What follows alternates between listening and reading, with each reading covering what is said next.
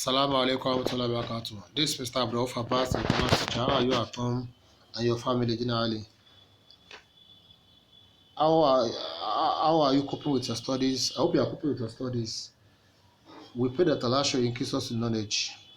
Inshallah, we shall continue from where we have stopped last time. Last time, we looked at foreign trade documents. That's those documents that we are using in foreign trade. We listed and explained some documents. The documents we listed and explained are consular influence, bill of lading, certificate of origin, shipping notes, LBs, indents, and so on. So inshallah today we shall look at types of quoting price in international trade and means of payments in international trade. So let us start with types of quoting price in international trade. When seller quotes the price at which is going to sell his goods, the price does not only include the price of the goods.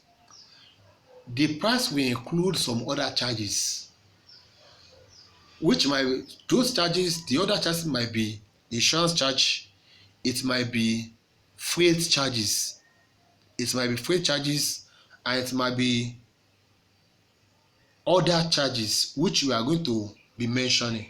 So that's that on price. So inshallah we shall now look at the time at which a buyer is going to take responsibility of paying for the remaining charges as far as the transportation of goods from the seller to the destination is concerned.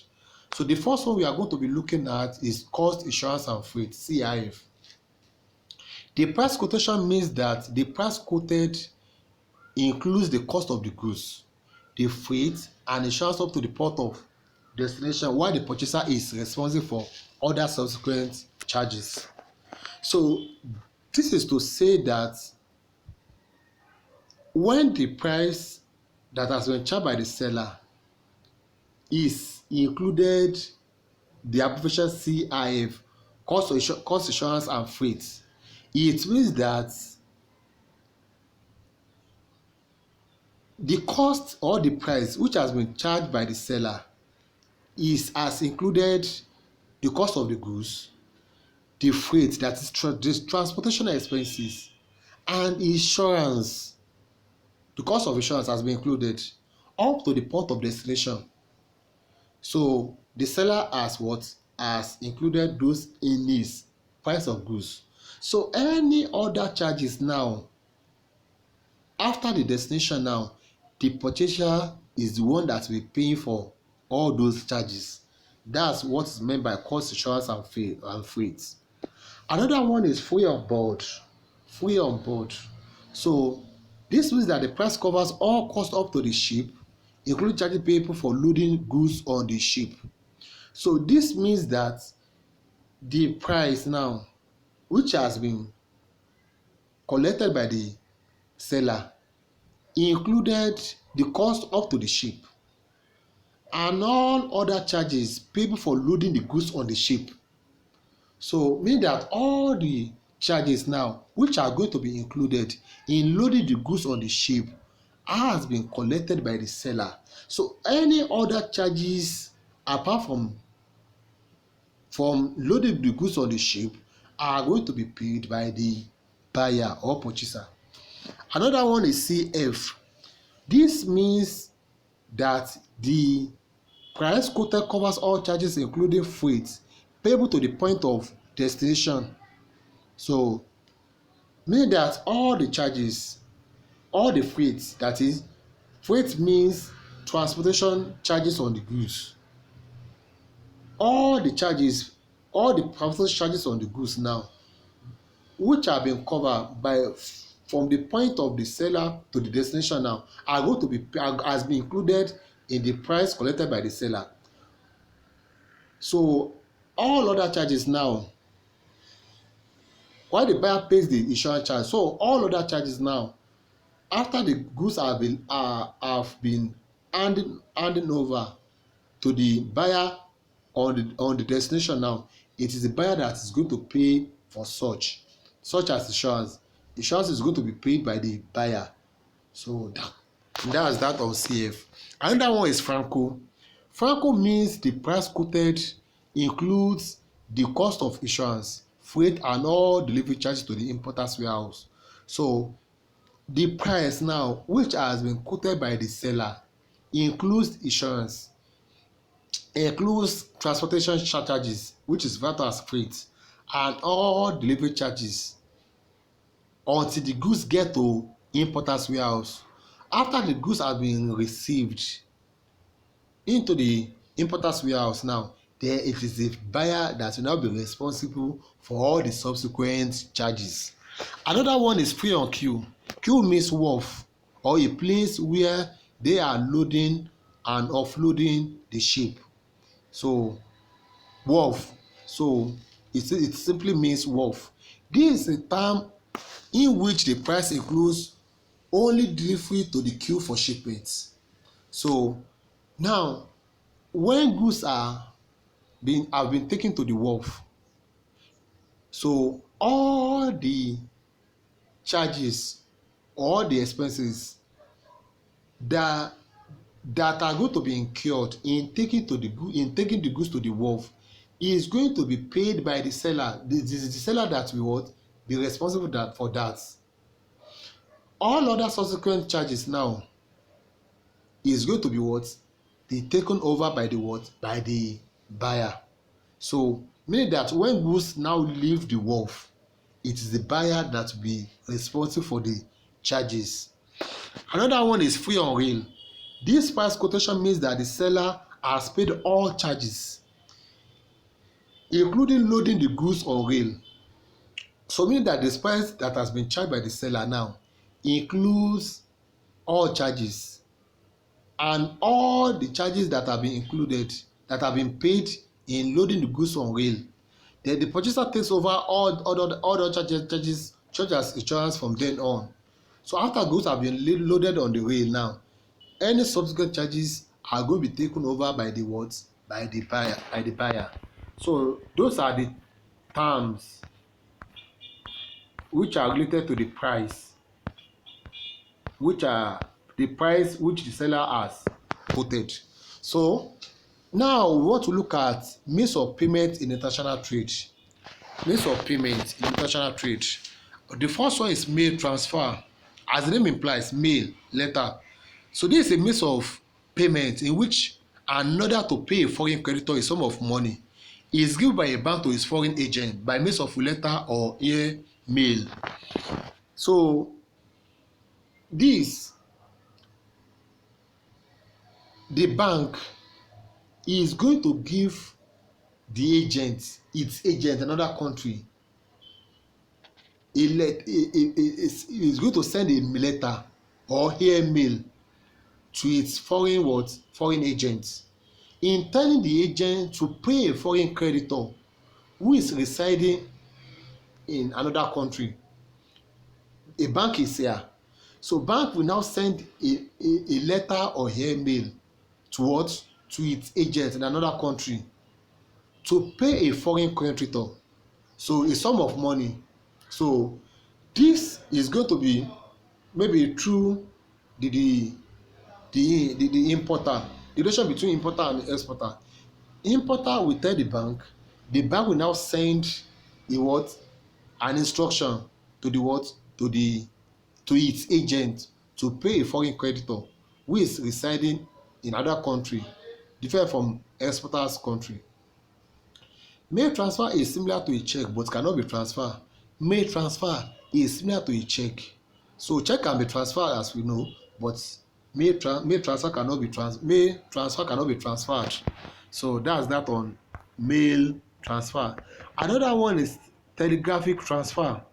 This is another for assessment of debt in international trade by means of telegraph or cable sent by a bank in one country to another. So when we say telegraphic transfer, is another for assessment of debt in international trade by means of telegraph or cable. So There's what we call telegraph. It's a machine that they use to send information. Not only that, we can also use cable. So it's also a wire, electronic wire, which is being used to send information. So it might the another for settling of debt in international trade by means of telegraph or cable sent by a bank in one country to another. So that telegraph is going to be sent by a bank to another bank in another country now, telling another bank to pay a foreign creditor so in another country. So telegraph is also a means of sending information, and that information might be instructing or ordering its agents or the bank in another country now to pay a foreign creditor. So that payment is going to be settled between the banks. The another one is bank drafts. This is a check drawn on a bank by itself or its agent. It is used by a debtor when his creditor is not willing to accept a personal check. The debtor pays the bank for the draft at the time of issue. Now, when debtor want to pay a creditor might signify that he does not want to accept a personal check. So what a debtor is going to do now is to go to the bank. Debtor will now buy the draft from the bank. So the exact amount that debtor is going to pay the creditor is going to make known to the bank. So debtor will now pay such amount to the bank. The bank will now issue that debtor a draft. So that draft will now be taken to the creditor in telling what, in showing the creditor that he has paid the money is owing to the bank. So the debtor pays the bank for the draft at the time of issue. So that is how draft is being issued. So that is how the draft is being issued. So and is mostly used when creditor has signified that he does not want to accept a personal check. So that's that on what, on bank draft. Another one is factoring. When we say factoring, a firm can purchase trade debt of its clients and then claim payment for them. So we have some banks or firms that what they are doing is to buy trade debts. What do we mean by this? Let's say I'm a creditor and somebody is owing me. I can go to the bank or to any factoring agent. I will now tell them that so person is owing me. I will prepare a paper or a bill. So in showing, I will now write in that paper that an amount is being owed by a debtor to me as a creditor. So let's say for example it's 10 million.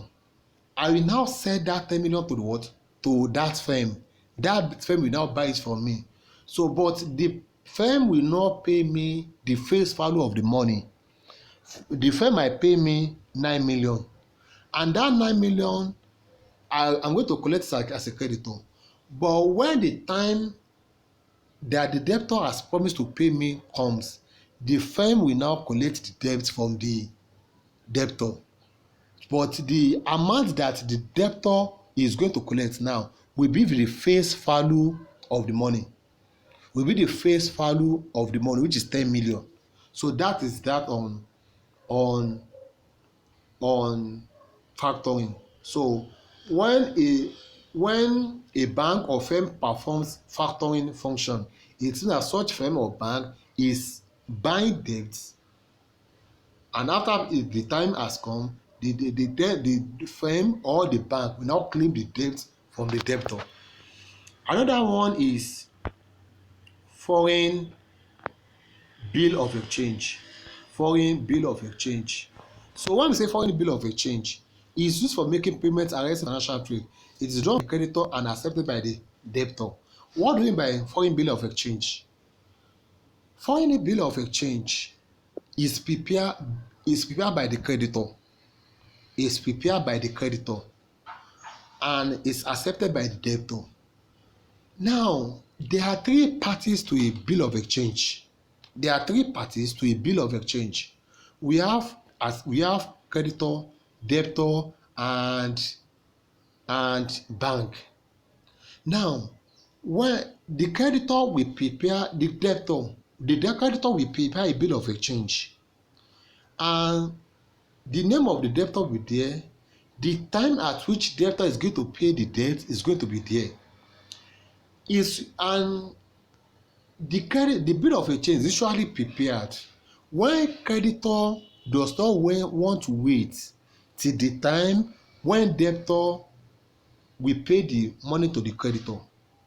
For example, now let's say 10 million is being owed is being owed by the debtor to the creditor. Creditor will now inform the bank that okay, the debtor has promised to pay him the money, let's say 10 million now, to pay him 10 million, and he has promised to pay in November, but he does not want to wait till the time. So the creditor will now prepare a bill of exchange. It's going to be signed by the creditor and by the debtor. The bank will also sign to it. The creditor will now forward the bill of exchange to what? To the bank. So the bank will now pay the creditor, the amount, but the amount will not be the face value. We have said it is 10 million.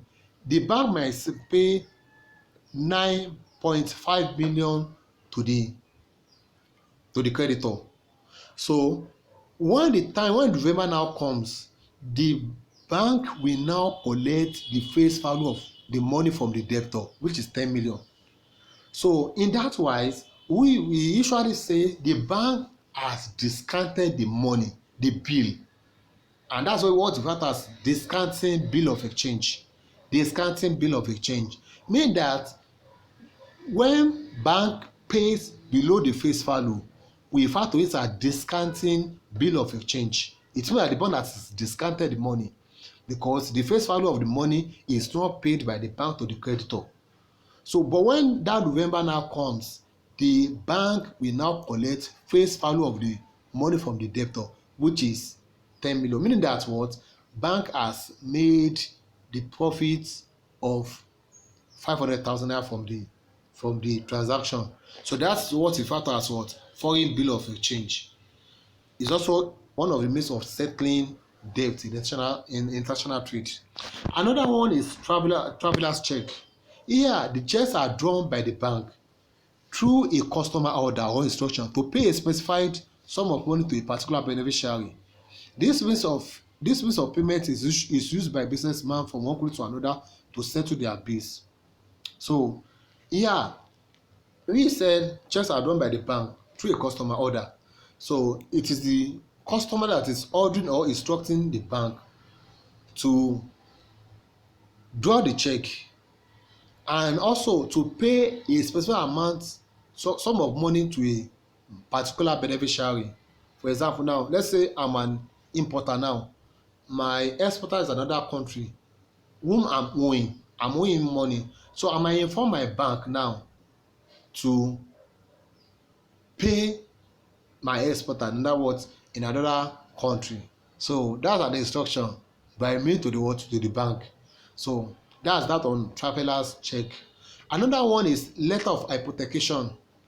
This is a letter of empowerment from an expert to a bank to dispose or sell the goods if the payment or acceptance of the bill is refused by the importer. So now this is a letter of empowerment, as I have said.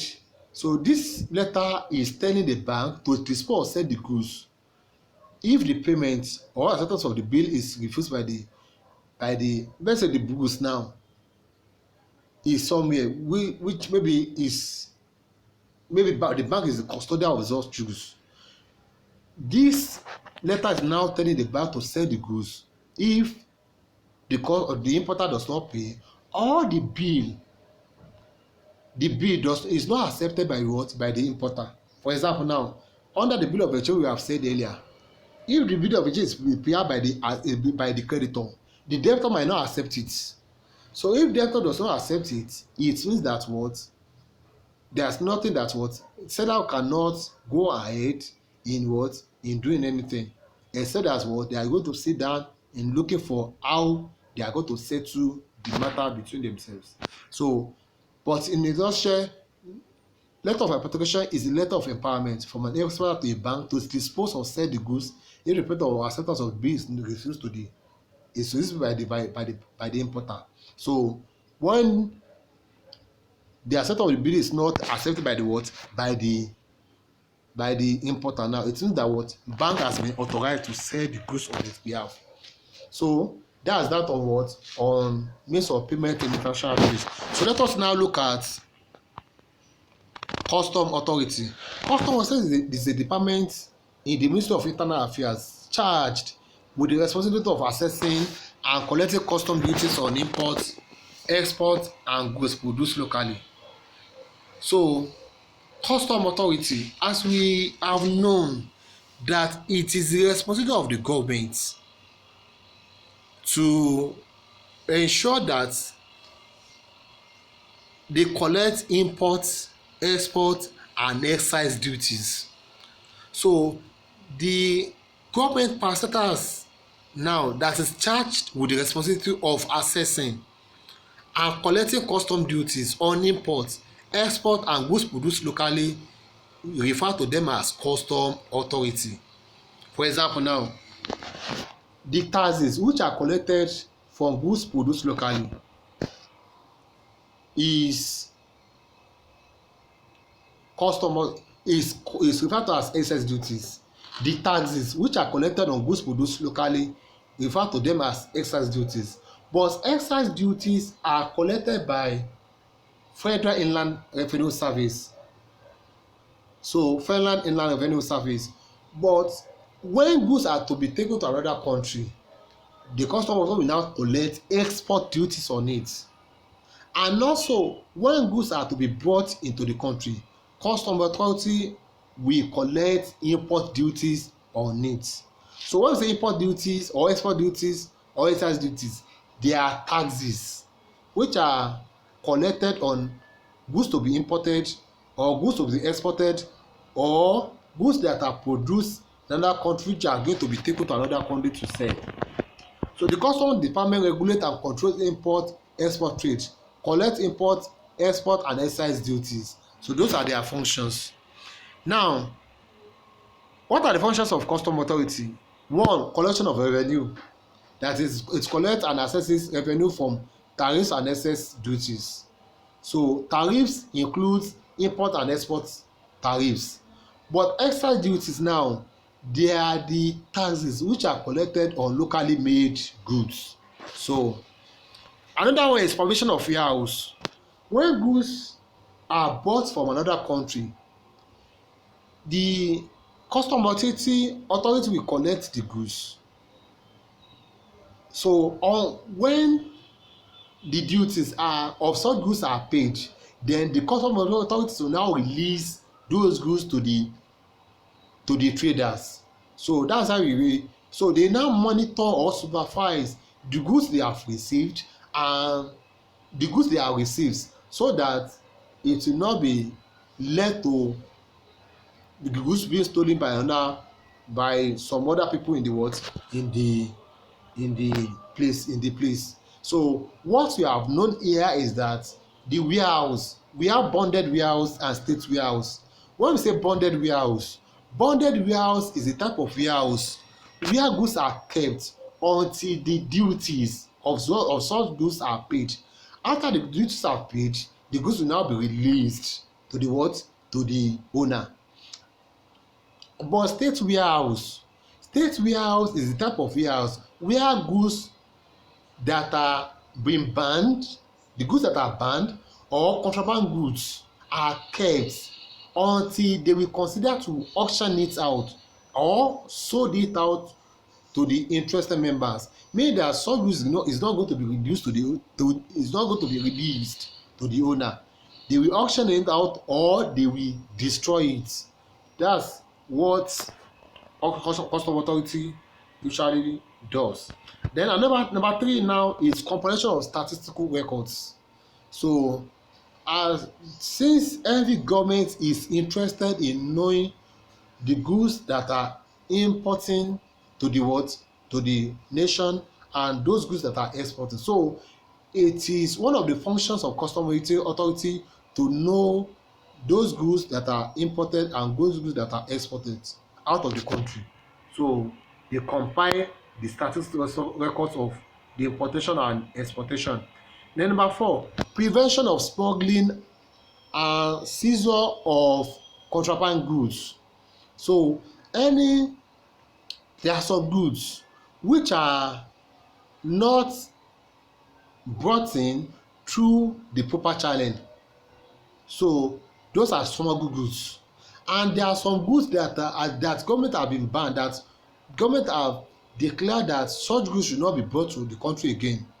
So as far as custom authorities is concerned, this is one of their functions, that they prevent the smuggling and seizure of contraband goods.